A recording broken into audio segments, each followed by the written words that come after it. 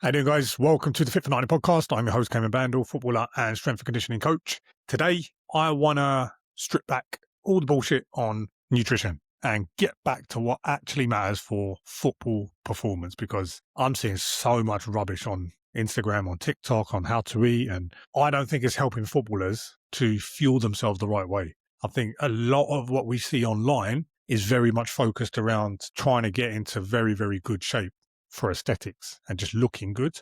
Doesn't mean you can't fuel yourself the right way and look good, but there's a way to do it. This episode really isn't going to kind of show you how to lose body fat. It's performance led is what I want to go with this. So this is performance led nutrition, and we're going to look at some very simple principles that you can take away and implement straight off the back of this. Footballers, any footballer listening to this right now, I don't think nutrition comes down to a lack of discipline, quite honestly. The guys that we train, and myself included within this, food and success with nutrition is all about your preparation. A lot of players fail because, and it's not because they're kind of eating bad, it's more that they're just eating random meals at random times. There's long gaps between meals. There's low energy. They wait till the end of the day. They have a massive binge, or they wait till the end of the week after a game, just binging, drinks, meals out, takeaways. And then how they fuel themselves on a match day, like that becomes like an afterthought. That's something that doesn't even cross their minds. So really, I want you guys to start reframing like how you actually look at nutrition. You don't need to be perfect every day, but you need to be very purposeful with how you implement your nutrition. And it's about preparing right. It's about having a system in place so that when life gets a bit busy, when shit hits the fan, when life throws a curveball, when work gets stressful, when a personal matter pops up, your nutrition doesn't just go to pot. You have a system in place. That's what today's all about, right? So what are we looking at when we talk about nutrition for football? Well, as a footballer, your nutrition needs to allow you to train with quality. So you need to have the fuel, the right amount of fuel readily available for when you step into the gym, or when you step out onto the local pitch, or when you step onto the training pitch, or when you step into a game, right? You need to be able to have enough fuel available for you to perform at your best. You also need enough calories to be able to recover between sessions. If your calories are really, really low, a mistake I've made in the past myself is when I'm not eating enough food, my recovery just goes to shit. And especially if I cut my carbohydrates, which I'm going to speak about very shortly. You want to show up on game day feeling sharp, feeling energized, but feeling light. You don't want to be feeling heavy. You don't want any discomfort in the stomach. You want to be eating simple meals, simple foods that your body agrees with. Something I say to my players all the time is don't start experimenting with new foods on game day or on football days, because if it doesn't quite go right and you rock up to team training, you're in trouble, because now suddenly you've got to deal with these digestive issues on top of trying to perform. So save that stuff for earlier in the weeks, trial it out, try different methods, so that when game day comes, on the day when you really need to optimize your performance, you have a system in place, you have foods in place that you know work well for your body, right? Your nutrition also needs to help you with the last 30 minutes of a game. You need to be able to repeat those high intensity efforts way into the 70th. Fitness plays a part, yes, but so does your nutrition. You also want your nutrition to ultimately help you stay available all season. And the way that you set yourself up and the consistency with your nutrition and what system you have in place is what's going to allow you to stay available, not just for a month, not just for 2 months, but for 9-10 months, which is essentially what the football season is. The season I'm currently playing right now, we started in July the 31st, no, maybe even earlier than that. It's now January. It's a long old season. The season's going to probably finish in April, May. To stay available across every single game, you need to make sure you're fueling the right way. If you're under fueling, or if you're just completely guessing your nutrition, you're going to shoot yourself in the foot, and you won't stay available every week. You'll start to drop off. You'll start to find yourself on the bench more often than not.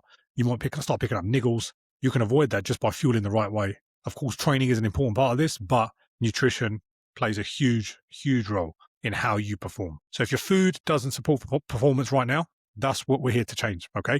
There's a lot of mistakes I see non-league players make in particular. The first is treating their nutrition like their main focus for the nutrition, is more focused around fat loss. And what this looks like is they're cutting their carbohydrates drastically, especially during the season, which is crazy. They're under eating because they want to be leaner. And then the result of doing that is they end up feeling flat when they need to have the energy. They end up feeling quite heavy-legged in the last half an hour of a game. And you might even find that you find yourself, your mood kind of dipping a little bit because you're not getting enough calories. And often we find, especially if you're in a deficit for long periods of time, it will impact your mood. It will impact the way that you show up for people around you, at work, how you feel. If you find yourself constantly moody or constantly lethargic and you've been in a deficit, you've been trying to eat to get lean for a prolonged period of time, you've got to change something, because that's not good for you. It's like you can only stay in a deficit for so long before your body starts to say, yo, this is not working for me. I need some more food. I need some more calories. I made the mistake myself. I've been there and done it myself. I've been so strict on my nutrition, especially in my early 20s. I got like super lean. Like I genuinely, if you was to put me next to a photo of Bruce Lee, this isn't me blowing my own trumpet. I had pretty much the same body. I had that level of body fat and that level of like leanness and cutness. But yes, I looked great. Don't get me wrong. But my performance metrics in my football was an absolute shit show. I was weak. It would take me ages to recover. I'd be getting subbed all the time. I'd be picking up niggles. I had to learn the hard way. And I don't want you guys making the same mistake that I did. And a lot of that was down to my nutrition. I was literally eating like a bodybuilder going into a show. I was eating super clean. There was like, my chicken was dry. I'd have no sauces on it. I took it to that level. It was like chicken and broccoli, salmon and broccoli. There was very little carbohydrates. I learned the hard way. You don't perform better by eating less food. You perform better by eating the right foods and getting the right amount of calories, number one, but also the right balance of macronutrients and micronutrients. The second mistake I see players make is that they skip meals. And then, especially during the day, they skip breakfast, they might skip lunch, a little snack in the middle of the day, maybe mid-afternoon, and they save their calories for the evening, and then they just go absolutely mad. They overeat at night. Often this is a result of busy days, busy working days. You then have these long gaps, especially if for some of you who have a quick snack in the morning or a quick breakfast, you'll have a long gap during the day where you're not fueling yourself at all. And then in the evening, you go absolutely ham with all your meals, and you probably end up overeating more than you needed. A result of doing this, we go into these binge cycles. So you're constantly binging, whether it's at the end of the day or end of the week. When the weekend comes, we tend to relax our food choices come the end of the week anyway. When you tie it into this routine of skipping meals, the weekends become an absolute shit show sometimes. We've seen it time and time again, and sometimes it's one of the first things we have to reverse with a lot of the players who come into the program because they've been skipping meals for so long. You also get energy crashes as a result of doing this. We want a consistent you want to be fueling the body consistently throughout the day, trying to spread your protein out across all your meals and all your snacks, and making sure that when you train, you've got a good hit of carbohydrates before and after to help you fuel the session and also to help you recover from the session. Carbohydrates are really important, especially as an athlete and as a footballer. If you're missing meals, you're going to have to repay that. That's the saying that I always use. The time you repay it is later. It's going to be later in the day. It's going to be later in the week. And usually when you repay it, you're repaying it more than you need to. It's usually a binge that we see. You end up overeating. And this is a mistake I've made myself. I've had busy days sometimes. Even more recently, I've done it. And I recognize when I do it. If I have breakfast and then I don't eat the whole day, the evening comes, say the missus has made some dinner, I'll eat dinner and it's like, I'm still hungry. Because I haven't eaten all day, you just go into this binge. I've tried to offset it with having maybe like some Greek yogurt in the evenings as dessert, Greek yogurt, berries, a little bit of honey, something that's still relatively healthy, quite high protein, good fuel. But it's not going to blow my nutrition out of the water as opposed to like reaching for the hobnobs or smashing through a bowl of bowl of ice cream and cake after eating dinner, Skipping meals is something, if you're doing it right now, you want to try and break that cycle, try and break that habit. And it comes from having a system and a plan in place for your nutrition. The third mistake I see players make is that they completely ignore how they fuel for their game. The amount of times I've shown up to football, not recently, this over the last few years to be fair, and a player says, I've barely eaten anything today, or I'm just not eating anything, didn't really fancy it. And it blows my mind because when you've not had carbs leading up to kickoff, there is no way you will be able to get through that full 90 minutes at the level you want to get through.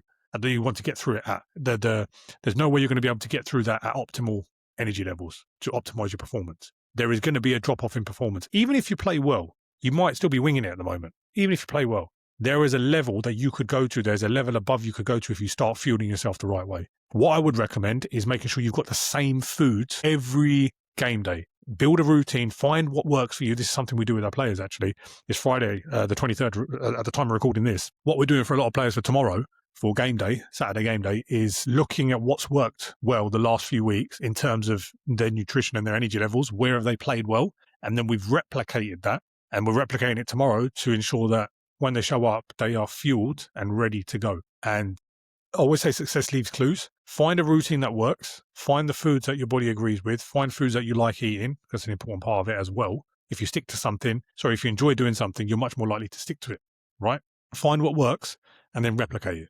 And that's how we build a good routine. Every player has got a slightly different routine on a Saturday, slightly different food. Some have pasta before a game. Some have porridge before a game. Some have like banana, jam, toast before a game. Some like to have a little bit of a heavier meal. Some like to have a little bit of a lighter meal. That's fine. Every individual is different. Every player is different. But not eating anything before a game, you are killing yourself. You are shooting yourself in the foot. So find a routine that works. Make sure we've got carbohydrate heavy meals. When I say carbohydrate heavy, I'm meaning meals with a lot of carbohydrates in them before kickoff. Very, very important. Otherwise, you're going to rely on adrenaline, which very quickly will wear off, especially after the first half. When you go in and then come out for the second half, you're not going to have that hit of adrenaline. It's going to be you literally running on fumes. It's like going on a long journey in a car.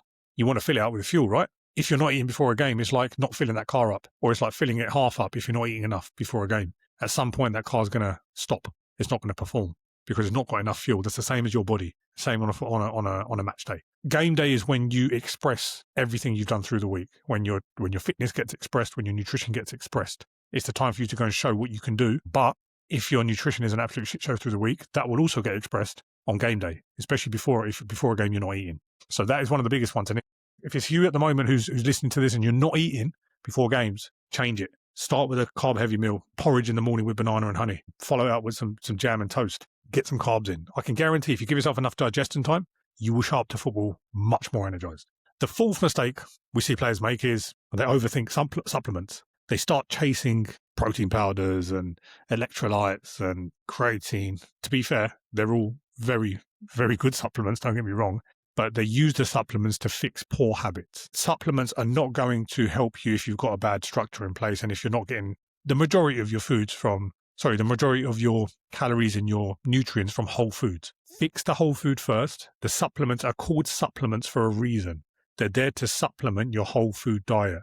They shouldn't replace your whole food diet. Fix the amount of carbohydrates you're getting. Make sure you're getting protein, enough protein across all meals every single day. Make sure you're getting some healthy fats in the body. Making sure you're getting your omega-3s. Make sure you're getting plenty of micronutrients through veg and fruit. And then, around that, you can look at where do I feel like I need to plug the gaps and what does my data show me, what are my energy levels showing me, what does my performance require. Then you can start to add the little bits. I always say your whole food diet is like when you're making a cake, right? The whole food diet is the cake, the supplements are the cherry on top. There's no good having the supplements if you haven't got the whole food diet in place. It's like trying to put a cherry on top of a cake without the cake. Supplements are not going to help you if your whole food diet is not where it needs to be right now. If there's no system, if there's no structure, if there's not having good quality meals across the day, if there's not a protein target, if there's not a calorie target. Fix those things first, the supplements will follow. So they're the biggest mistakes I see players make.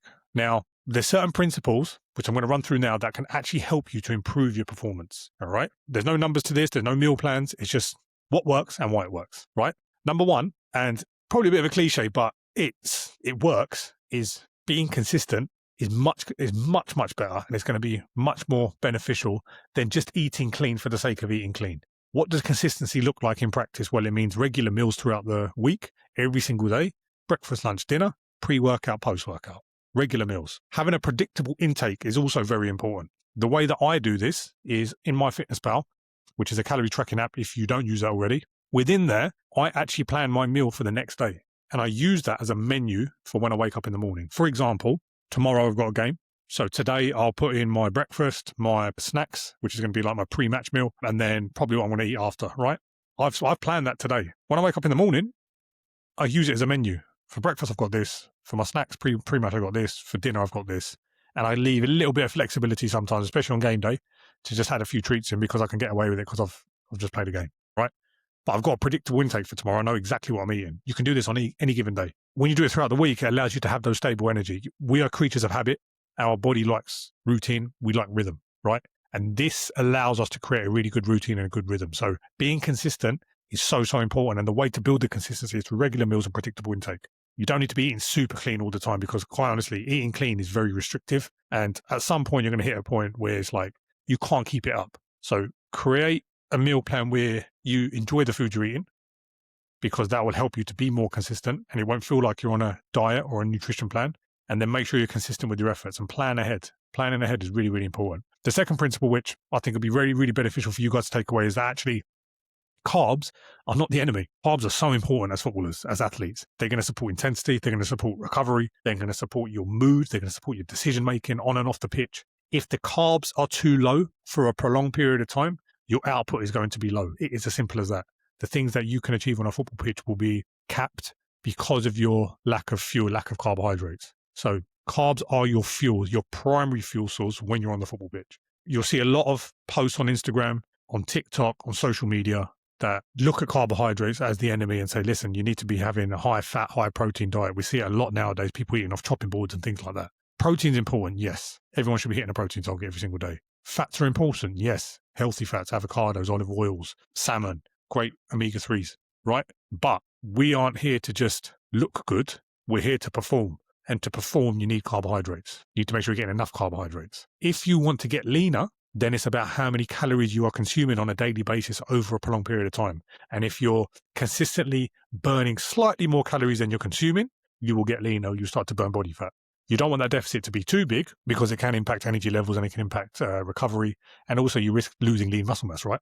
But we can create a small deficit, which is something we do with the guys in the program who want to get leaner. It doesn't mean you need to cut your carbs. Those guys who are in a slight deficit are eating a lot of carbs. They've got a protein target and they've got a fat target every single day. But they're losing their body fat, but they're fueling themselves really well in the gym. So carbs are not the enemy. You need to make sure you've got plenty of them in your diet. The third principle is coming to protein, which I've just mentioned. It should be a daily non-negotiable. It's going to support recovery. It will maintain muscle, especially if you are in a deficit. You want to try and hold on to as much strength and lean muscle as possible, and protein is going to allow you to do this. And it also keeps a good structure to the day. I find that protein is like the anchor around all my meals. If I get protein in first, I can build my meal around that. So in the morning, it might be eggs and Greek yogurt. Obviously, I'm not mixing that together, but eggs is like, I have eggs and sourdough with avocado, and then I have a side of like Greek yogurt and berries. That's my breakfast. I get about 65, 70 grams of protein in the morning, which is a great way to start the day, right? High protein breakfast in the morning. And then all the meals throughout the day, if I have a snack, it'll be like a Greek yogurt again, or it might be salmon with veggies at lunch, or it might be some fish in the evening, or it might be some beef and pasta. Like, it depends on what kind of intensity I'm training at on that given day. But every single meal has got protein. And it's something that we really work on in the program, is trying to build that routine with protein at every single meal. The only time you really don't need to focus too much on protein is maybe pre-workout. If you've got a pre-workout, if you're going into a workout and you've got your pre-workout meal, something like fast-acting carbs, an example being sourdough or white toast with banana and a bit of honey. There's not much protein in there. It's very carb heavy, but that's okay because that's the time you need the energy to go and perform in the gym. Or if it's pre-football and you've got team training, have a bowl of porridge, have a banana a couple of hours before. That'll give you a good hit of a combination of maybe oats, banana, honey. It might give you a good hit of energy to go and perform really well in team training. So it's also about knowing how to fuel and the timing of your carbohydrates. But predominantly, you're going to want to build all your meals with protein as the anchor for those meals. The fourth principle is looking at your game days and making sure that your game days, you almost need a different approach on game days in terms of you want to be eating to perform. And to eat to perform, you need energy availability. That matters more than just calories, if that makes sense. So what we mean by that is energy availability is coming back to really principle number 2, which is carbohydrates. You need to make sure you've got enough of them. You will not win games on an empty tank. No one's ever won a game on an empty tank. You need to make sure you're fueling before the game, using half time as a refuel window, and then making sure you're getting enough fast-acting carbs and protein in after the game. It's performance-led nutrition, especially on game day. That should be your absolute number one focus, is making sure I've got enough calories, enough energy. Sorry, not enough calories, enough energy, enough carbohydrates to be able to go and perform, making sure that I top that up at halftime, and then making sure that I recover really, really fast after the game. Instead of necking 2-3 beers, have a protein shake with a banana, and then maybe go and have a beer if you fancy it. At least then we've got some decent nutrition in. Now, something we see a lot when we speak to a lot of players is they want to improve their body composition whilst also improving their performance nutrition. They want to be leaner, they want to perform better, right? These two things aren't actually at opposite ends of the spectrum necessarily. When players start to fuel themselves the right way, we often see that their training quality improves, their recovery improves, they have a better structure in place with their nutrition. We see fewer binges and we see more consistency with the nutrition because we're building the plan around foods you enjoy eating and it's not too restrictive. If you want to get leaner, we create a very slight deficit, around 300 calories a day. That's the best way to go around it. 500 calories or more per day. If you're in a deficit of 500 calories or more, it can be, especially on football days, it can be quite tough to recover from that because the deficit's quite big. If you're not really playing football, then yeah, you could probably be a bit more aggressive with it. But if you're like us and we're playing football, there's multiple sessions throughout the week, there's gym sessions as well. You want to get that balance right. And generally, 300 calories is a good place to be in. Does it take longer to lose body fat with a smaller deficit? Of course it does. But it allows you to have enough energy availability for when you step into the gym or when you step onto the pitch to be able to perform as well. We see most players lean out when they stop fighting their body, they stop fighting their nutrition. They fuel properly. They change the mindset on how they look at their nutrition. Rather than being restrictive, it's like, okay, how can I put the right fuel into my body to show up as my best self in the gym and on the pitch? And when they start tracking this and being consistent with that, that's where you start to see the changes. So that is our performance-led nutrition. I like to call it non-league nutrition mastery. That's essentially what I'm probably going to name this episode, to be fair. It's very, very simple. Eat regularly, fuel for football, get enough carbohydrates in, make sure you've got enough energy availability to recover properly. Stop chasing extremes. You don't need to be super restrictive. You don't need to be low carb. The best nutrition plan is the one that you can repeat on the middle of the week on a Tuesday after a long day of working, where you've been to the gym still and you're just absolutely battered. But you can come back to your nutrition plan and think, okay, I've got something really simple and easy. It's easy to follow on good weeks, but when you can stick to something on tough weeks and tough days, that's when you know you're onto a winner. If you guys want help putting this into a simple structure that works around your training, that works around your matches, that works around some of the shit that life throws up, I've created the non-league nutrition mastery. I've created a GPT, which is going to allow you to use what we have inside the program to map this out for yourselves. The link will be in the notes of this podcast, depending on where you're watching. If you're on Spotify, if you're on YouTube, just have a look on the comments or have a look somewhere around the comments down below. You'll be able to grab that. I appreciate you guys. Make sure you like, share, subscribe with your mates. I'll see you guys next time.